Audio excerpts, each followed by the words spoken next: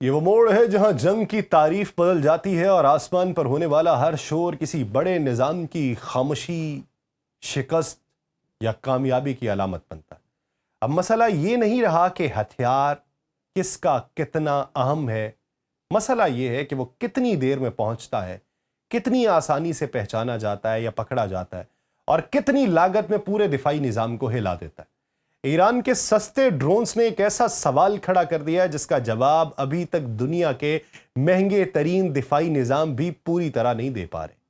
کیا واقعی چند ہزار ڈالر کی مشینیں اربوں ڈالر کے سسٹمز کو غیر مؤثر بنا سکتی ہیں، یا یہ صرف جنگ کا ایک نیا مرحلہ ہے جہاں توازن ابھی مکمل طور پر بنا ہی نہیں؟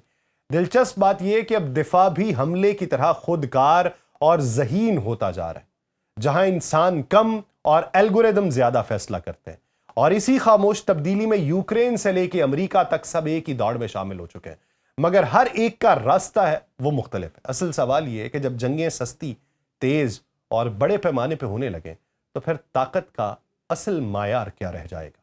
آپ سب پر سلامتی ہو، میں یاسر رشید ہوں اور آپ دیکھ رہے ہیں سنو نیوز۔ ناظرین، یہ وہ جنگ نہیں رہی جہاں صرف مہنگے جنگی طیارے، ٹینک یا بحری بیڑے فیصلہ کن کردار ادا کرتے تھے۔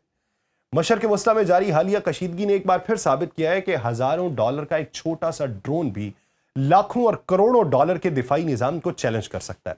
ایران، امریکہ اور اسرائیل کے درمیان جاری تنازع میں سب سے زیادہ توجہ جس ہتھیار نے حاصل کی ہے وہ نہ کوئی جدید لڑاکا طیارہ ہے، نہ ہی کوئی بڑی میزائل ٹیکنالوجی ہے، بلکہ ایک سستا، بڑے پیمانے پہ تیار ہونے والا ون وے اٹیک ڈرون ہے جسے ایران مسلسل استعمال کرتا رہا۔ یہ ڈرون خاص طور پہ خلیجی ممالک، توانائی تنصیبات، ایئر بیسز اور اسٹریٹجک اہداف پر حملوں کے لیے استعمال ہوتے رہے۔ دوسری طرف امریکہ اور اسرائیل کو ان حملوں کو روکنے کے لیے انتہائی مہنگے انٹرسپٹر میزائل استعمال کرنا پڑے۔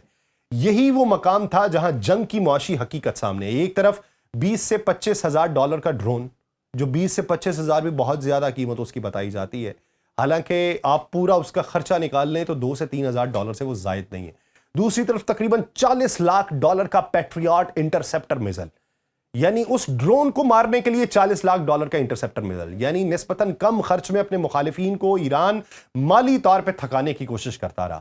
تو ایک اور غیر متوقع کردار یہاں پہ سامنے آتا ہے، وہ ہے یوکرین کا۔ وہی یوکرین جو برسوں سے روسی ڈرون حملوں کا سامنا کر رہا تھا، وہ اب خلیجی ممالک کو انسداد ڈرون ٹیکنالوجی فراہم کر رہا ہے۔ دراصل روس نے 2022 سے ایران کے جو شاہد 136 ڈرون ہے، اس کو یوکرین میں بڑے پیمانے پہ استعمال کیا، اور اسی تجربے نے یوکرین کو ان ڈرونز کے خلاف مؤثر دفاعی حکمت عملی تیار کرنے پر مجبور کیا۔ یہی وجہ تھی کہ اب سعودی عرب، UAE، قطر جیسے ممالک یوکرین کی طرف دیکھ رہے ہیں۔ مارچ کے آخر میں ولادیمیر زیلنسکی نے سعودی عرب، امارات اور قطر کا دورہ کیا، جہاں 10 سالہ دفاعی معاہدے پر دستخط کیے گئے۔ یہ محض سفارتی دورے نہیں تھے، بلکہ ایک نئی دفاعی شراکت داری کی بنیاد تھی جس میں یوکرین اپنی عملی جنگی مہارت خلیجی ممالک کو منتقل کرنے والا ہے۔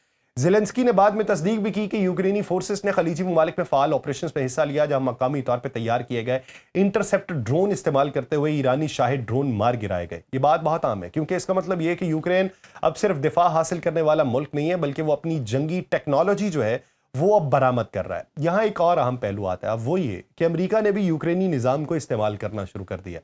رپورٹس یہ بتاتی ہیں کہ امریکی فوج نے سعودی عرب کے پرنس سلطان ایئر بیس پہ اسکائی میپ نامی یوکرینی command and control platform نصب کیا ہے۔ یہ سسٹم آنے والے ڈرونز کی شناخت، نگرانی اور ٹریکنگ کے لیے استعمال ہوتا ہے۔ اس سے زیادہ اہم بات یہ کہ یوکرینی افسران خود اس بیس پہ جا کے امریکی اہلکاروں کو تربیت دے رہے ہیں۔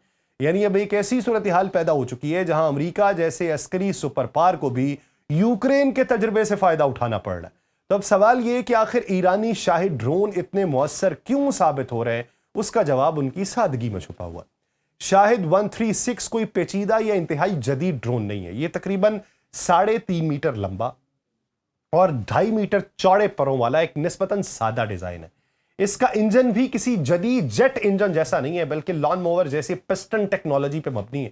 اس لیے ڈرون بہت شور کرتا ہے۔ جیسے ایک 70 کو آپ 80 سے 90 کی سپیڈ پہ چلائیں تو اس کا انجن جو شور کرے گا، ویسے اس کا انجن شور کرتا ہے۔ یہ شور ایک لحاظ سے اس کی کمزوری لگتا ہے، مگر حقیقت میں اس کی اصل طاقت کچھ اور ہے۔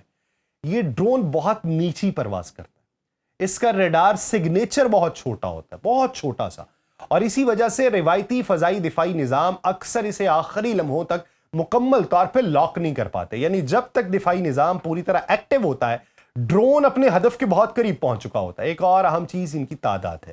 ایران ان ڈرونز کو بڑی تعداد میں استعمال کرتا ہے. اگر ایک یا دو نہیں بلکہ درجنوں ڈرون بیک وقت مختلف سمتوں سے آئیں تو دفاعی نظام پہ دباؤ بڑھتا ہے. بعض ڈرون صرف دفاعی میزائل ضائع کروانے کے لیے بھیجے جاتے ہیں تاکہ اصل حملہ بعد میں کیا جا سکے. اسے سچوریشن اٹیک کہا جاتا ہے, یعنی دشمن کے دفاعی نظام کو تعداد کے ذریعے تھکا دیا جائے. پھر یہ ڈرون جی پی ایس کے ذریعے چلتے ہیں. پہلے سے مخصوص اہداف کے کوارڈینیٹس ان میں ڈال دیے جاتے ہیں.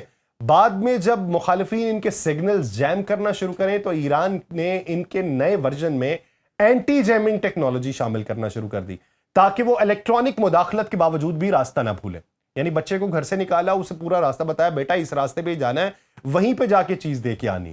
تو یہاں ایک دلچسپ لسانی پہلو بھی ہے. شاہد عربی زبان کا لفظ ہے جس کا مطلب گواہ ہونا ہوتا ہے, یعنی گواہ رہنا. یہ لفظ فارسی زبان میں بھی مکمل طور پہ شامل ہے اور وہی معنی رکھتا ہے, لیکن اب یہی لفظ جدید جنگ میں خوفناک ہتھیار کی علامت بن چکا ہے. ایران کے سستے شاہد ڈرون جو ہیں یہ کس طریقے سے جدید فضائی دفاعی نظاموں کے لیے ایک بڑا چیلنج بنے. اصل مقابلہ صرف حملہ آور ڈرون اور دفاعی میزائل کے درمیان نہیں ہے بلکہ ایک نئی نسل کے ڈرون بامقابلہ ڈرون جنگی نظام وجود میں آ چکے ہیں. یعنی اب آسمان میں ایسے ڈرون بھی موجود ہوں گے جن کا کام دوسرے ڈرونز کا شکار کرنا ہے. تو یہاں سب سے اہم بات یہ کہ شاہد 136 کا ڈیزائن انتہائی مؤثر اور آسانی سے نقل کیا جانے والا ثابت ہوا ہے کہ کئی ممالک نے اسی تصور کو اپنایا. ایران کا اصل شاہد, روس کا گیرن 2 اور امریکہ کا لوکس اسی بنیادی فلسفے کے مختلف روپ سمجھے جاتے ہیں. اس کے علاوہ کئی ممالک نے شاہد جیسے لوئٹرنگ میونیشن یعنی فضا میں منڈلاتے رہنے والے حملہ آور ڈرون تیار کرنا شروع کیے ہیں. تو یہاں ایک بنیادی تبدیلی کو سمجھنا ضروری ہے کہ ماضی میں جنگی طاقت کا مطلب بڑے لڑاکا طیارے, مہنگے میزائل اور جدید ریڈار ہوتے تھے, مگر اب ایک نسبتاً سستا ڈرون جو چند ہزار ڈالر میں تیار ہو, اربوں ڈالر کے دفاعی نظام کو چیلنج کرے. اس لیے اب دنیا کا فوکس صرف حملہ آور ڈرون بنانے پر نہیں بلکہ انہیں روکنے والے انٹرسیپٹرز پر منتقل ہو رہا ہے. اب سوال یہ ہے کہ انٹرسیپٹر ڈرون اصل میں ہوتے کیا ہیں؟ تو سادہ الفاظ میں یہ ایسے ڈرون ہیں جسے دوسرے ڈرونز کا شکار کرنے کے لیے بنایا جاتا ہے. یہ تیزی سے دشمن ڈرون کا تعاقب کرتے ہیں, اسے فضا میں نشانہ بناتے ہیں اور پھر خود تباہ ہونے کی بجائے واپس بھی آ سکتے ہیں. یہی چیز انہیں روایتی ون وے ڈرون سے مختلف بناتی ہے. ون وے ہے کہ ایک باری بھیج دیتا تو بس بھیج دیتا, لیکن جو اس کا مقابلہ کرنے آیا ہے اس نے اس کو مارا, اس کو گرایا اور خود بھی واپس آ گیا. یوکرین نے اس شعبے میں حیران کن رفتار سے ترقی کی کیونکہ روسی حملوں نے اسے مجبور کیا کہ وہ کم خرچ مگر مؤثر دفاعی نظام بنائے. یہی وجہ ہے کہ یوکرینی انٹرسیپٹر ڈرون اب خلیجی ممالک اور امریکہ کی دلچسپی کا مرکز ہیں. ان میں سب سے مشہور سٹنگ ہے. یہ ایک چھوٹے کوڈ کاپٹر کی طرح دکھائی دیتا ہے, تقریباً ایک بڑے تھرموس جتنا, مگر اس کی رفتار حیران کن ہے. یہ 342 کلومیٹر فی گھنٹے تک جا سکتا ہے جو اسے دنیا کے تیز ترین انٹرسیپٹر ڈرونز میں شامل کرتا ہے. یہ تقریباً 10,000 فٹ کی بلندی تک پرواز کر سکتا ہے, حرارتی کیمرے استعمال کر سکتا ہے, اپنے ہدف کو تلاش کر سکتا ہے اور اگر اسے ہدف نہ ملے تو یہ واپس بیس پہ بھی آ سکتا ہے, یعنی ہر مشن میں ضائع نہیں ہوتا. اسی طرح P1 سن بھی ایک تیز رفتار انٹرسیپٹر ہے جسے 3D پرنٹنگ کے ذریعے تیار کیا جاتا ہے. یہ تقریباً 300 کلومیٹر فی گھنٹے کی رفتار حاصل کرتا ہے. اس کا مطلب یہ کہ اب جنگی ٹیکنالوجی صرف بڑے کارخانوں تک محدود نہیں بلکہ جدید پرنٹنگ ٹیکنالوجی بھی جنگ کا حصہ بن چکی ہے. پھر آرڈن وین ہٹ جو ہے یہ مختصر مگر انتہائی تیز کارروائیوں کے لیے تیار کیا گیا. یہ مختصر وقت میں دشمن ڈرون تک پہنچ کر اسے تباہ کرنے کے لیے ڈیزائن کیا گیا, جبکہ اس کے علاوہ آکٹوپس 100 ایک اور ڈرون تیار کیا انہوں نے جو 300 کلومیٹر فی گھنٹہ سے زیادہ رفتار رکھتا ہے اور برطانیہ میں بڑے پیمانے پہ تیار کیا جاتا ہے. ایک اور دلچسپ ڈرون ہے جسے بیگنیٹ کہا جاتا ہے, جسے خاص طور پہ لوئٹرنگ ڈرونز اور جاسوسی اہداف کے خلاف استعمال کیا جاتا ہے, جبکہ امریکہ نے میروپس تیار کیا جو AI سے چلتا ہے اور GPS جیمنگ کے باوجود کام کر سکتا ہے. اس کی لاگت نسبتاً زیادہ تقریباً $15,000 ہے, مگر پھر بھی یہ روایتی میزائل دفاعی نظام سے کہیں سستا ہے. اب یہاں اصل انقلاب صرف ڈرونز نہیں بلکہ ان کے پیچھے کام کرنے والا سکائی میپ نظام ہے. سکائی میپ دراصل ایک مکمل کمانڈ اینڈ کنٹرول سسٹم ہے جو آنے والے ڈرون حملوں کی نشاندہی کرتا ہے, پھر دفاعی انٹرسیپٹرز کو ان کی طرف بھیجتا ہے. اس سسٹم کی خاص بات یہ ہے کہ یہ صرف ریڈار پہ انحصار نہیں کرتا. یوکرین نے ملک بھر میں 10,000 سے زائد صوتی سینسرز نصب کیے.